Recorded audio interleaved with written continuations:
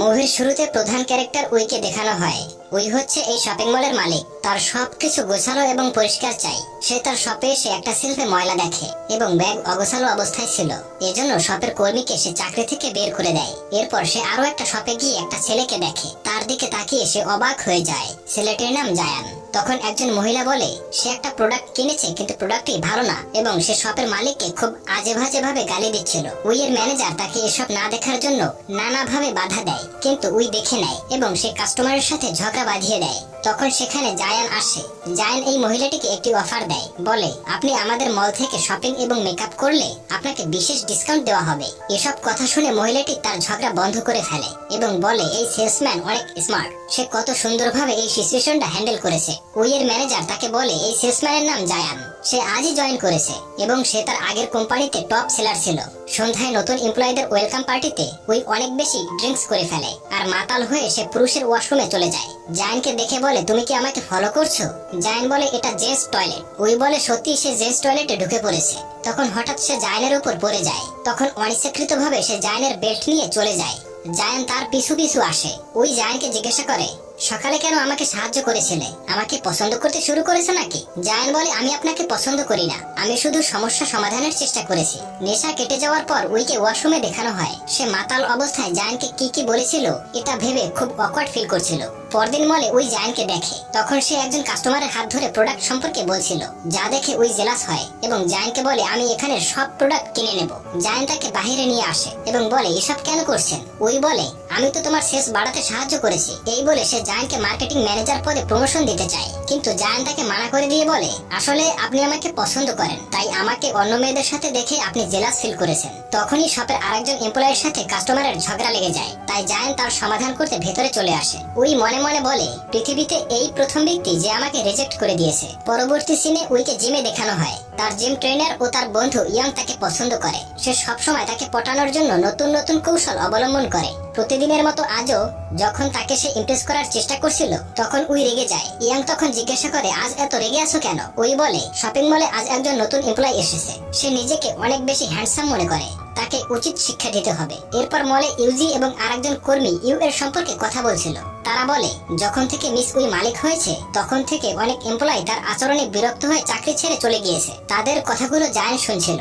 তখনই মলে কয়েকজন লোক এসে ভাঙচুর করতে শুরু করে এবং বলে এই মলের সমস্ত প্রোডাক্ট নকল এবং দামও অনেক বেশি। উই এসে বলে এসব বন্ধ করো আর এখান থেকে তোমরা চলে যাও, কিন্তু তারা তখন উইয়ের সাথে বাজে আচরণ করছিল এবং তাকে মারতে যায়। তখন জায়ান তাদেরকে মেরে উইকে নিয়ে সেখান থেকে পালিয়ে যায়। জায়ান বলে আপনি সবার সাথে উচ্চস্বরে কথা বলেন, এই জন্যই কেউ আপনাকে পছন্দ করে না। কিন্তু উই তার এসব কথা না শুনে জায়ানকে বলে তুমি আমাকে আপনি করে কেন বলছো? তুমি চাইলেই আমাকে নাম ধরে ডাকতে পারো। এসব শুনে জায়ান রাগান্বিত হয়ে বলে আমি আপনাকে সবসময় বাঁচাতে পারবো না, সবার সাথে ভালো ব্যবহার করার চেষ্টা করবেন। এরপর জায়ানকে টিউশন ক্লাসে দেখানো হয়। সে তার বইয়ের মধ্যে একটা চিঠি দেখতে পায় যেখানে লেখা ছিল আজ রাত 8টায় উইয়ের সাথে দেখা করতে এই ঠিকানায় চলে এসো। সে চিঠিটা ডাস্টবিনে ফেলে দেয়। অন্যদিকে উই জায়ানের জন্য অপেক্ষা করছিল। উইয়ের ম্যানেজার বলে জায়ান হয়তো টিউশন ক্লাসে গিয়েছে, এই জন্যই হয়তো সে আসতে পারেনি। এরপর সে জায়ানের টিউশন ক্লাসের সামনে চলে আসে। উই জায়ানকে জিজ্ঞাসা করে তুমি আমাকে ইগনোর কেন করছো? আমার সাথে দেখা করতে আসোনি কেন? সে বলে আমি ব্যস্ত ছিলাম। তখন উই তাকে একটা গাড়ির চাবি দেয় এবং বলে তুমি আমার জন্য কাজ করবে এবং আমি তোমাকে এই টিউশনের চেয়ে অনেক বেশি টাকা দেব।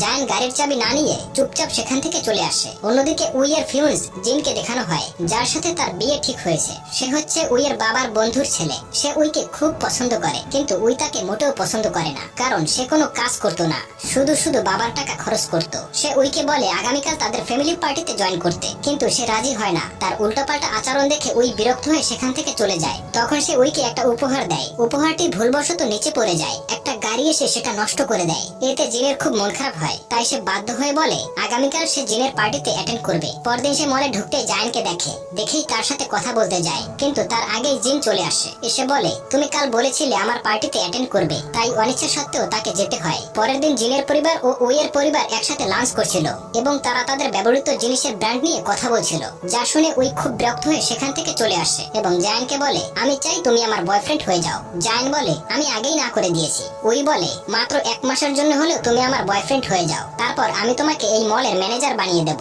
এবং বছরে 15 দিন ছুটি পাবে। এসব শুনেও জায়ান না করে দেয়। তখন উই বলে 2 দিন সময় দিলাম আমি তোমাকে, ভেবে জানাবে। পরে সে কার থেকে দেখে জায়ানকে একটি মেয়ে জড়িয়ে ধরেছে। পরবর্তী সিনে জায়ানের সাথে সেই মেয়েটিকে ডিনার করতে দেখা যায়। এই মেয়েটি হচ্ছে গুহি, যে জায়ানের ছোট বোন। আর তাদের কথা শুনে বোঝা যায় জায়ানের বাবা ঋণগ্রস্ত ছিল, যা তাকে পরিশোধ করতে হবে। তাই সে দিনরাত কাজ করে। আর গুহির ইচ্ছা সে অন্য দেশে গিয়ে পড়াশোনা করবে, কিন্তু স্কলারশিপ না পাওয়ার জন্য তার মন খারাপ ছিল। তখন সে বলে, তুমি মন খারাপ কেন করছো?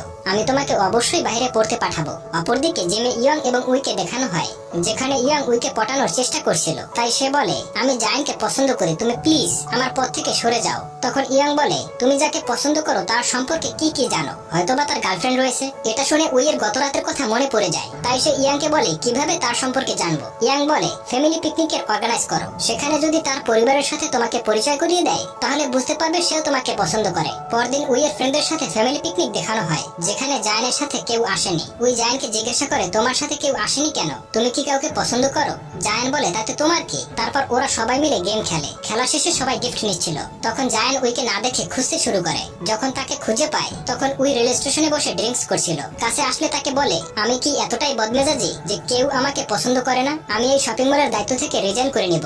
জায়ান বলে, তুমি যেমন আছো সেরকমেরই ঠিক আছো। উই বলে, তাহলে তুমি কেন আমাকে পছন্দ করো না? আর আমি ছোটবেলায় এরকমের ছিলাম না। আসলে ওই ছোটবেলায় এরকমের বদমেজাজি ছিল না। তাকে বলা হয়েছিল সফল ব্যক্তি হতে হলে অনেক বেশি স্ট্রিক্ট এবং রুট হতে হবে। জায়ান তার কান্না থামিয়ে তাকে সেখান থেকে নিয়ে আসে। পরদিন উইকে জিমে দেখানো হয়, যেখানে ইয়াং তাকে জিজ্ঞাসা করে, গতকাল গেম শেষে কোথায় গিয়েছিলে? উই বলে, আমার কিছুই মনে নেই। তখন তার মনে পড়ে যায় সে একটা বইতে পড়েছিল, কাউকে ভালোবাসায় আটকে রাখতে হলে তাকে জেলাস ফিল করাতে হবে।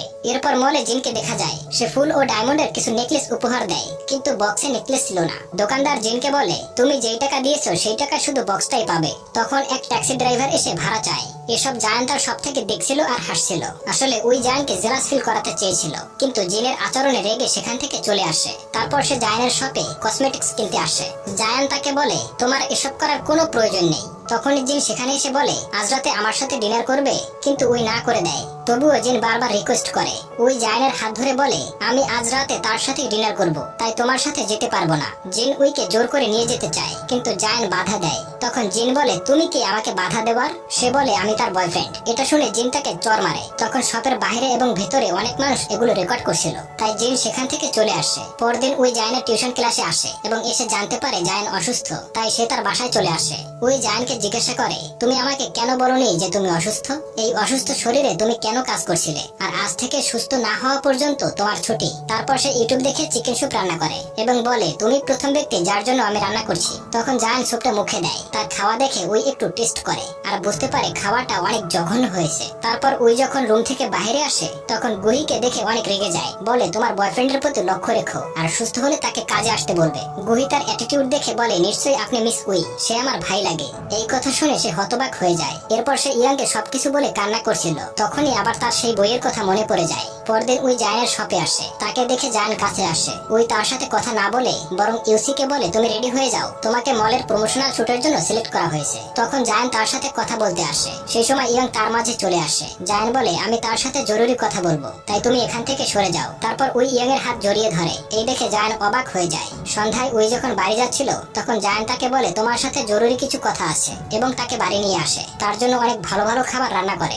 জায়ান উইকে বলে, তুমি অন্য কারোর জন্য বদলে যেও না, তোমার এই অ্যাটিটিউড তোমার সাথেই স্যুট করে। আসলে আমি তোমাকে আগে পছন্দ করতাম না, কিন্তু এখন আমি মনে হয় তোমার প্রেমে পড়ে গিয়েছি। তুমি কি আমার গার্লফ্রেন্ড হবে? এসব শুনে ওই ভাবে সে হয়তো স্বপ্ন দেখছে। পরবর্তী সিনে গুহি বাসায় আসে এবং একটা ওয়ালমেট দেখে সে খুশিতে নাচতে থাকে। সে টেবিলে 2টা প্লেট দেখে জায়ানকে জিজ্ঞাসা করে, নিশ্চয়ই বদমেজাজে ওই এখানে এসেছিল, তাই না? জায়ান বলে, প্লিজ তুমি তাকে এসব বলো না, সে আমার গার্লফ্রেন্ড আর এই ওয়ালমেটটা সে তোমাকে গিফট করেছে। সে রেগে যায় আর বলে, আমি আর এখানে আসবো না, এখন থেকে আমি হোস্টেলে থাকবো। পরদিন তারা শুট করছিল। যখনই তারা স্পটে ঘুরে দেখতেছিল, তখনই তাদের উপর মৌমাছি অ্যাটাক করে বসে। তারা সবাই পালাতে থাকে। জায়ান মুখে আঘাত পায়। ওই তাকে যত্ন সহকারে ব্যান্ডেজ করে দেয়। রাতে জায়ান ওই রুমে যেতে চায়, কিন্তু দরজার সামনে এসে নক না করে চলে যাচ্ছিল। তখনই ওই চিৎকার দিয়ে এসে দৌড়ে তার কোলে উঠে পড়ে এবং বলে, আমার রুমে ককরোচ রয়েছে। জায়ান তার রুমে গিয়ে ককরোচটিকে মেরে ফেলে। তখন ওই জায়ানকে জিজ্ঞাসা করে, তুমি সবকিছু এত সহজে কিভাবে সমাধান করো? তোমার সাথে থাকলে আমার মনে হয় পৃথিবীতে কোনো সমস্যাই নেই। জায়ান বলে, আমি ছোটবেলা থেকে এরকমের ছিলাম না। মা মারা যাওয়ার পর বাবা আমাদেরকে ছেড়ে চলে যায়।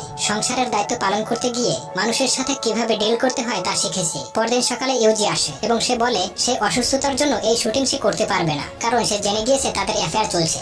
তাই তাদের মধ্যে বন্ডিংটা বাড়াতে উইকে বলে বাকি শুটিং যেন সে করে। উই রাজি হয়ে যায়। শুটিং এর সময় ফটোগ্রাফার তাদের ছবি একসাথে তুলছিল না। তখন উই ফটোগ্রাফারের চোখের দিকে তাকিয়ে বুঝতে পারে এ হচ্ছে জিন। জিনকে বলে তুমি কেন আমার পিছু পিছু লেগে আছো? জিন বলে আমি তোমার ফিয়ান্স, তুমি আমার সাথে এভাবে কথা বলতে পারো না। উই জিনকে বলে তুমি আমার ফ্যামিলি ফ্রেন্ড, তাই জন্য তোমার এসব সহ্য করেছি, তাই প্লিজ এখন এখান থেকে চলে যাও। পরবর্তী সিনে জায়ান আর উইয়ের অ্যাড পুরো শহরে দেখাচ্ছিল আর ইয়ং ফটোগুলো দেখে খুব মন খারাপ করে। পরে জায়ান গুহিকে উইয়ের সাথে দেখা করতে শপে নিয়ে আসে। গুহি তার ব্যবহারের জন্য উইয়ের কাছে ক্ষমা চায়। উই তাকে শপের সব থেকে দামি একটা নেল পালিশ গিফট করে। এরপর জায়ানের ঘরে তারা দুজন লাঞ্চ করছিল। তখন গুহি এসে বলে সে স্কলারশিপ পেয়েছে। গুহি উইকে বলে আমি অন্য দেশে চলে যাচ্ছি, আজকের পর থেকে আমার ভাইয়ের সমস্ত দায়িত্ব তোমার। এরপর জায়ান এবং উই প্রথমবারের মতো পার্কে ডেট করতে আসে। জায়ান তাকে পার্কের সব আলো জ্বালিয়ে সারপ্রাইজ করে দেয়। আর সুন্দর মুভিটি এখানেই সমাপ্ত হয়।